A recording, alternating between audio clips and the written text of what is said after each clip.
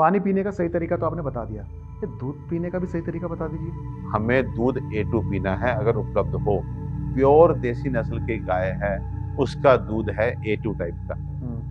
And very unfortunately जो हमारी विदेशी नस्ल की गाय है या मिक्स ब्रीड है, उसका दूध है A1 टाइप। A1। अब आप देख लीजिए, आपको कितना सचेत रहना है कि जो गाय का दूध आप अच्छे स्वास्थ्य के लिए घर लेके आ रहे हैं, वो आपको डायबिटिक बना रहा है, वो आपको हार्ट का पेशेंट बना रहा है, वो आपके छोटे छोटे बच्चों को ऑटिज्म, एक ऐसी बीमारी जिसमें बच्चे की जिंदगी खराब और परिवार की जिंदगी खराब, उस ऑटिज्म को ये A1 टाइप मिल्क पैदा करने की संभावना पैदा करता है। फॉर्चुनेटली जो बफेलो मिल्क है वो आज भी A2 रिपोर्टर है, वहां पे A1 नहीं आया।